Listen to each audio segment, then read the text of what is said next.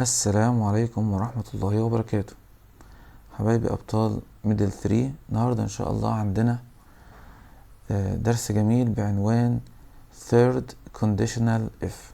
درس جميل في الجرامر عن الحالة الثالثة أو الحالة الشرطية الثالثة لقاعدة if. يلا بينا على بركة الله، نقول بسم الله الرحمن الرحيم. بيقول لي Third Conditional If. if معناها لو أو إذا، بتربط جملتين بينهم شرط. الجملة اللي فيها if بيسموها فعل الشرط، والجملة التانية بيسموها المين كلوز أو جملة جواب الشرط. طيب الحالة التالتة لإف التكوين بتاعها إيه؟ بيقول لي if plus subject بيجي بعدها فاعل، بعد كده past perfect اللي هو الماضي التام had plus pp had plus past participle. يبقى الجملة اللي بعد if دايما دايما دايما في الحالة الثالثة ل if بيجي بعدها subject فاعل وهاد والتصريف الثالث. طيب المين كلوز او الجملة التانية او جملة جواب الشرط هيجي بعدها subject فيها اولها subject، وبعد السبجكت يا اما اجيب would have وتصريف تالت، يا اما could have وتصريف تالت، يا اما might have وتصريف تالت. بعد كده طبعا باقي الجملة. تعال ناخد مثال. بيقول لي if she had run faster، لو هي كانت بتجري اسرع، لو هي جرت اسرع. طبعا ده افتراض عكس اللي حصل. تمام؟ ايه اللي هيحصل؟ she would have won the race، كانت كسبت السباق. او she could have won the race، او she might have won the race. طيب هي اساسا الحالة الثالثة لإف بتعبر عن ايه؟ بتعبر عن الندم او التوبيخ او عكس اللي حصل في الماضي. يعني هي البنت لم تجري بسرعة او لم تجري اسرع واحدة، لذلك ما كسبتش السباق. فانا عايز افترض ان هي لو كانت جرت بسرعة كانت كسبت السباق. لا هي جرت بسرعة في الماضي ولا كسبت السباق في الماضي. يبقى حالة اف التالتة بفترض عكس اللي حصل. طب لو واحد عمل حاجة غلط فانا بلومه او بوبخه برضه، بقول له لو انت طبعا ولد مثلا لم ينجح في الامتحان، فانا بقول له لو كنت ذاكرت ايام الدراسة كنت نجحت. لا هو ذاكر ولا هو نجح. يبقى الحالة التالتة لإف او الثيرد conditional if بتعبر عن شيء عكس اللي حصل في الماضي او التوبيخ او الندم. طيب افرض جاب لي if في النص، هقول له هي انا كنت بقول if subject had past participle بس هحطهم فين؟ في النص الجملة. طبعا لما تيجي if نص الجملة يبقى small وقبلها كوما، وهيجي الجملة اللي هي المين كلوز في الاول. فهنا بيقول لي she would have won، طبعا won هنا التصريف اللي هو past participle التصريف الثالث the race، او could have won the race او might have won the race. كانت هي ممكن تكسب السباق او كانت كسبت السباق if she had run faster. طبعا run هنا تصريف ثالث لان run ثلاث تصريفات زي بعض. يبقى لو جاب لي if في النص هجيب قبلها المين كلوز وبيتكون من would have وتصريف ثالث او could have وتصريف ثالث او might have وتصريف ثالث، وبعد if هجيب السبجكت وهاد وتصريف ثالث. جميل قوي. تعال نشوف الملحوظة الاولانية دي. بيقول لي note 1 to form negative sentences، عشان اكون جمل منفية. طب انا عايز انفي الجملة، عايز انفي الجملة بتاعت would وكود ومايت دي او الجملة بتاعها هاد وتصريف ثالث. اعمل ايه؟ قال لي after would او could او might هنحط مين؟ not. يبقى بدل ما اقول له would have هتبقى wouldn't have، could have هتبقى couldn't have، might have might not have. طب لو عايز انفي الجملة بتاع had وتصريف تالت اعمل ايه؟ حط برضو الهاد not. يبقى hadn't. تعال ناخد جملة منفية كده. بيقول لي if she had run slowly، لو هي كانت جرت ببطء، she might not have won the race. ما كانتش كسبت الايه السباق. طيب برضو لا، بيقول لي to form negative sentences add not after مين had. if she hadn't run slowly، لو هي لم تجري ببطء، she might have won the race، كانت ممكن تكسب السباق. جميل جدا. يبقى عرفنا ان تكوين if في الحالة في الثيرد conditional، يعني الحالة الشرطية الثالثة if subject had plus past participle، والجملة التانية would have والتصريف الثالث could have والتصريف الثالث might have والتصريف الثالث اللي هو ال past participle. طيب تعال نحل بقى جمل ريرايت كده عشان نشوف اصل الجملة كانت ايه، ولما نيجي نستخدم if في الثيرد conditional هيبقى عاملة ازاي. بيقول لي write each of the two sentences. يبقى هيجيب لي جملتين وهيحولهم جملة واحدة، يبقى هيجيب لي if عشان تربط الجملتين. يبقى هنا if رابط below as one sentence، يبقى أنا عايز أحولهم جملة واحدة. use the third conditional with had، استخدم الحالة الثالثة مع مين؟ مع had or hadn't. يعني لو الجملة مثبتة هستخدم had، جملة منفية هتبقى hadn't plus wouldn't have. الجملة المين كلوز هتبقى wouldn't have. فنمبر 1 بيقول لي Sam didn't get up early. سام لم يستيقظ مبكرا في الماضي، طبعا didn't get ده ماضي. he was late for work، عشان كده هو راح الشغل متأخر. فأنا عايز أفترض عكس اللي حصل باستخدام مين؟ if. يعني أقول لو كان سام صحى بدري ما كانش راح متأخر عن الشغل. هو طبعا يعني هو صحى متأخر وراح متأخر للشغل، فأنا عايز أفترض العكس أو عايز ألومه. تمام؟ أو لو المدير بتاعه بيوبخه بيقول له لو أنت كنت صحيت بدري كنت رحت الشغل بدري. أقولها إزاي؟ أول حاجة هات if وهات بعدها past participle past perfect ماضي تام اللي هو had وتصريف تالت، والجملة التانية هات would have وتصريف تالت أو wouldn't have وتصريف تالت. فبيقول if Sam، أنا عندي الفعل بتاعي الأساسي بتاعي مين؟ get، هجيب had وأجيب التصريف التالت من كلمة مين؟ get. تمام؟ طب هنا الجملة منفية فأنا هجيبها مثبتة عشان أعكس اللي حصل، عشان أفترض عكس اللي حصل. لو الجملة مثبتة تبقى منفية، ولو الجملة منفية أجيبها مثبتة. أقول له if Sam had gotten up early، لو هو كان استيقظ مبكرا يبقى had والتصريف التالت من كلمة gotten. طب هنا الجملة مثبتة فأنا هعكسها، هقول له he، اتفقنا he would have وتصريف تالت. طب الجملة هنا مثبتة يبقى خليها هنا منفية، يبقى he wouldn't have واجيب التصريف التالت من كلمة مين؟ was أصلها verb to be في المضارع أو is و are. طب في الماضي was و were. طب والتصريف التالت been، يبقى he wouldn't have been late for work. يبقى لو سام ما كانش كان استيقظ مبكرا ما كانش راح الشغل متأخر. جميل جدا. طب تعديني كمان مثال.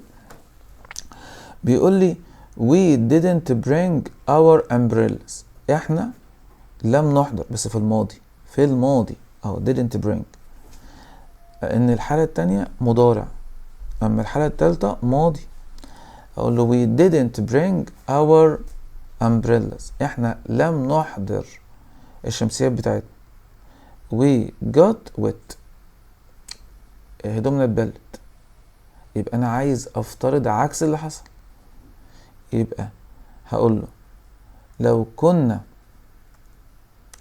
احضرنا الشمسيات بتاعتنا ما كناش اتبلينا. فاقول له ازاي؟ اول حاجه هجيب مين؟ اف هيجي بعدها السبجكت، ده السبجكت بتاعي وي.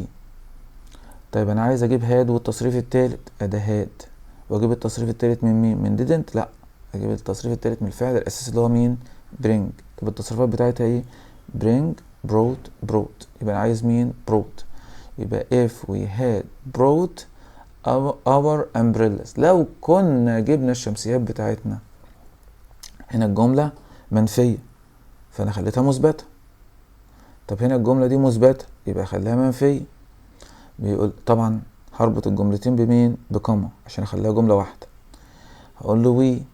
طب المين كلوز او الجملة التانية would have وتصريف تالت، اقول له طبعا اتفقنا ان هي هتبقى منفية، بدل would هتبقى wouldn't have، واجيب التصريف التالت من كلمة مين؟ got اللي هي gotten. gotten with. معنى الجملة لو احنا كنا احضرنا الشمسيات بتاعتنا احنا ما كناش اتبلينا. جميل. تعال نشوف نمبر 3.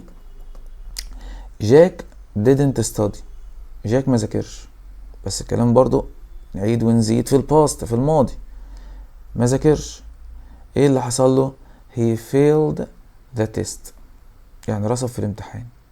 انا هنا بوبخه بقول له لو جاك، او بلوم عليه، لو جاك كان ذاكر ما كانش فشل في الامتحان. طب هنا جملة ما ذاكرش هخليها لو كان ذاكر، يبقى المنفي مثبت. ما كانش فشل في الامتحان يبقى المثبت اخليه منفي. تعال نشوف كده. بيقول طبعا هبدأ بمين؟ بإف، واجيب بعدها السبجكت اللي هو مين؟ جاك. طب هنا الجملة منفية اخليها مثبتة، بس اجيب بعد اف في الحالة التالتة هاد وتصريف تالت اللي هو الباست بيرفكت. اقول له هاد واجيب التصريف التالت من didn't؟ لا طبعا اجيب التصريف التالت من الفعل الاساسي اللي هو مين؟ study. طب التصريفات بتاعتها ده فعل منتظم بس في اخره واي، بشيل الواي واحط اي اي دي. يبقى if جاك had studied، لو كان جاك ذاكر، طبعا هنا عندي فول ستوب عايز احولها جمله واحده، يبقى بشيل الفول ستوب واحط مين؟ كوما عشان اخليهم جمله واحده، خليها compound sentence يعني جمله مركبه. هنا كانوا جملتين فانا خليتهم جمله واحده بس باستخدام رابط اللي هو مين؟ if.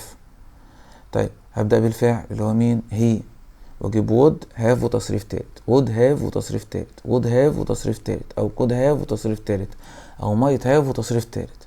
طب انا عندي هنا جمله مثبته يبقى بدل ما اقول له would هتبقى wouldn't. المثبت منفي، المثبت منفي، المثبت منفي، والمنفي مثبت، المنفي مثبت.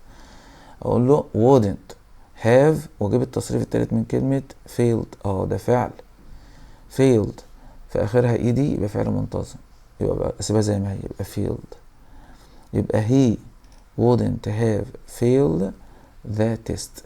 معنى الكلام لو جاك كان ذاكر هو ما كانش رسب في الامتحان. يعني ناخد كمان جملة. نمبر 4.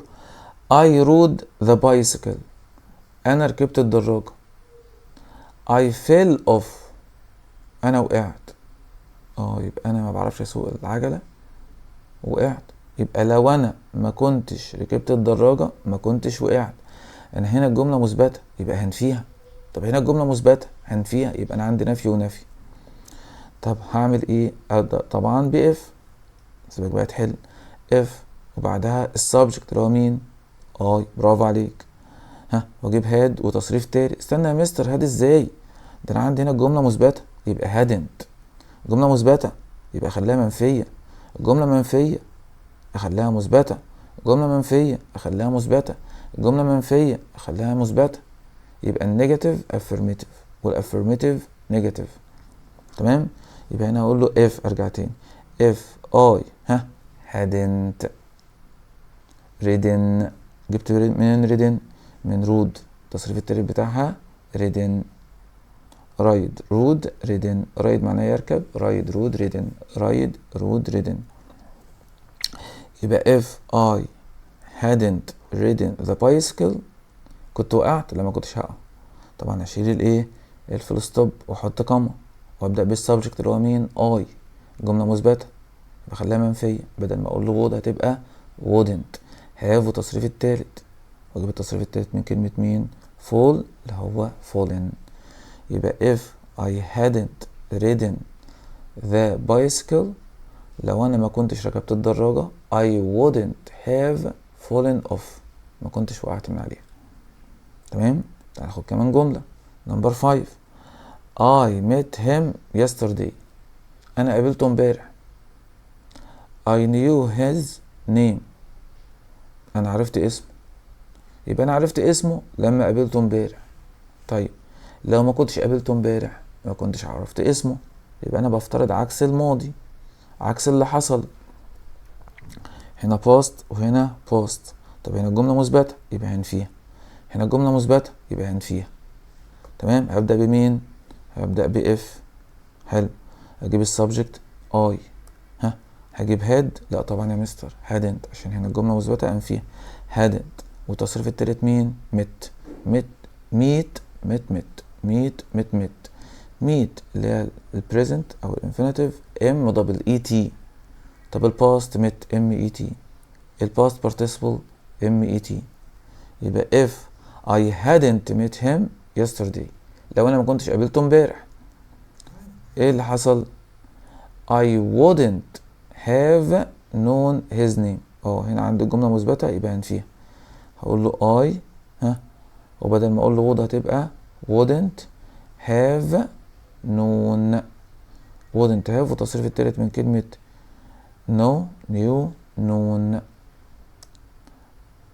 known his name، ما كنتش عرفت اسمه. تعال ناخد كمان جملة. يلا بينا. نمبر 6. The TV was broken، التلفزيون كان مكسور. خلي بالك هنا broken صفة. They were bored، هم كانوا يشعروا بالملل. برضو هنا bored ده هنا صفة يشعر بالملل. يبقى عايز افترض عكس اللي حصل، لو ما كانش التلفزيون مكسور ما كانوش حسوا بالملل. لو ما كانش التلفزيون مكسور يبقى هنا الجملة مثبتة هخليها منفية. طب هنا الجملة منفية هخليها مثبتة. هبدأ بمين؟ هبدأ بإف. ده إف. بعد كده أجيب السبجكت بتاعي مين؟ the TV. طب هنا الجملة مثبتة يبقى هجيب had؟ لا هجيب hadn't. هجيب التصريف التالت من كلمة مين؟ was. اتفقنا. am و is و are present، was و were past. طب الباست participle بتاعهم been. يبقى if the TV hadn't been broken، لو ما كانش التلفزيون مكسور ايه اللي حصل؟ they wouldn't have been bored، ما كانوش حسوا بمين؟ بالملل، ما كانوش حسوا بالملل. جميل. نمبر 7. Isaac، هقول له Isaac sat under a tree. Isaac كان قاعد تحت الشجرة. An apple fell on his head، في تفاحة وقعت على راسه. يبقى Isaac لو ما كانش قاعد تحت الشجرة ما كانتش التفاحة وقعت على مين؟ على راسه. تمام. هقول له if. هبدأ بمين؟ هبدأ بإف. Isaac. هنا الجملة مثبتة يبقى خليها مين؟ منفية. يبقى hadn't. sat يبقى اقول له if Isaac hadn't sat under a tree، لو ما كانش Isaac جالس تحت الشجرة، طبعا هشيل الايه الفول ستوب واحط مين؟ كوما. an apple التفاحة هنا عندي وقعت يبقى اقول له ما كانتش وقعت، يبقى wouldn't have fallen on his head، ما كانتش التفاحة وقعت على مين؟ على راسه. تمام. طب نمبر 8. كيفن got lost، يبقى كيفن ده تاه.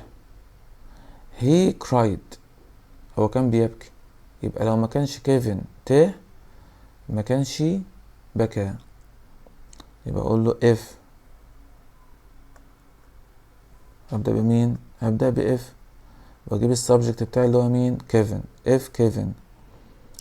طب انا عندي الجملة هنا مثبتة، يبقى هجيبها منفية، يبقى hadn't، واجيب من كلمة طبعا get الباست بتاعها got، التصريف التالت بتاعها gotten. يبقى if Kevin hadn't gotten lost، لو كيفن ما كانش تاه، طبعا هشيل الفول ستوب واحط مين؟ كوما عشان احولها جملة واحدة. he wouldn't have cried، اجيب من كلمة cried. يبقى wouldn't have والتصريف التالت، wouldn't have والPP، wouldn't have والpast participle. طيب number 9، جيني practiced a lot، يبقى جيني كانت بتتمرن كتير. she won the contest، كسبت الايه؟ السباق. يبقى لو جيني ما كانتش بتتمرن كتير ما كانتش كسبت الايه؟ الكونتست. هقول له if جيني hadn't، يبقى hadn't والتصريف الايه؟ التالت. if جيني hadn't practiced a lot، لو جيني ما كانتش بتتمرن كتير she wouldn't have won the contest. if جيني hadn't practiced a lot، لو ما كانتش بتتمرن كتير she wouldn't have won the contest، ما كانتش كسبت الايه؟ المسابقة او السباق. طيب اللي بعدها the firemen، رجال المطافئ arrived، وصلوا. they put out the fire، طفوا الايه؟ الحريق. يبقى لو رجال المطافئ ما كانوش وصلوا، هم ما كانوش طفوا الايه؟ الحريق. هقول له if the firemen hadn't، ليه hadn't؟ عشان هنا عندي جملة مثبتة يبقى انفيها، يبقى hadn't arrived، لو ما كانوش وصلوا هشيل الفول ستوب واحط مين؟ كوما. they، طب هنا الجملة مثبتة يبقى انفيها. wouldn't have، طب put التصريف التالت بتاعها ايه؟ زي بعض، زي الايه؟ التصريف الاول put يبقى التصريف التالت مين؟ put out the fire. اقول له if the firemen، لو رجال المطافئ hadn't arrived، ما كانوش وصلوا، شلنا الفول ستوب وحطينا كوما. they، هنا الجملة مثبتة يبقى انفيها. wouldn't have والتصريف التالت يبقى wouldn't have put out the fire، ما كانوش طفوا الحريق. put out معناه يطفئ. number 11، that was a funny joke، دي كانت نكتة مضحكة. I laughed، أنا قعدت أضحك. يبقى لو هي ما كانتش نكتة مضحكة أنا ما كنتش ضحكت. هبدأ بمين؟ هبدأ بإف. هقول له if that. طب هنا عندي الجملة مثبتة يبقى أجيبها منفية، يبقى hadn't، وأجيب التصريف التالت من مين؟ من was. أعيد تاني، was أصلها verb to be اللي هو am و is و are في البريزنت، was were في الباست، والتصريف التالت بتاعهم هو ال PP أو ال past participle been. يبقى if that hadn't been a funny joke، لو هي ما كانتش نكتة مضحكة أنا كنت هضحك؟ لا ما كنتش هضحك. يبقى أشيل الفول ستوب وأحط مكانها كوما، بنعيد ونزيد. بشيل الفول ستوب وأحط مكانها كوما، أشيل الفول ستوب وأحط مكانها كوما. ليه؟ عشان كانت جملتين هخليهم جملة واحدة مركبة. هبدأ بالسبجكت بتاعي اللي هو مين؟ I. طب الجملة هنا مثبتة يبقى خليها منفية، يبقى wouldn't have وتصريف التالت من كلمة laughed اللي هو laugh يضحك، laughed. جميل. آخر جملة we didn't clean the room، احنا ما نضفناش الحجرة. it was messy، كانت مليئة بالايه؟ بالفوضى. تمام.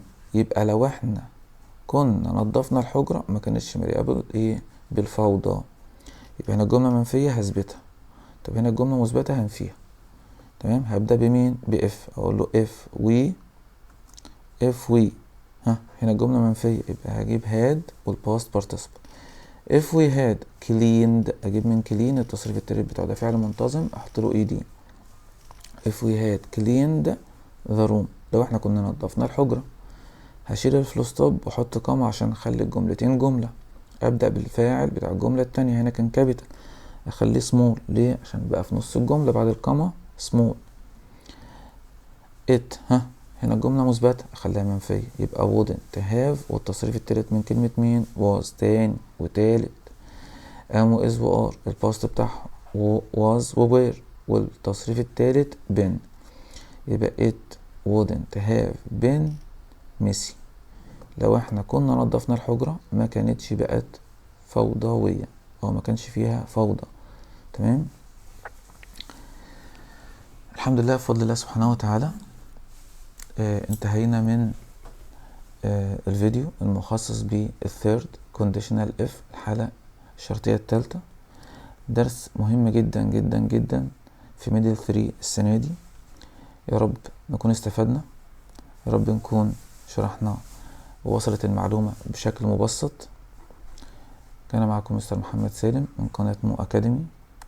أتمنى تتابعوني في فيديوهات جديدة شيقة تفيدكم، والسلام عليكم ورحمة الله وبركاته.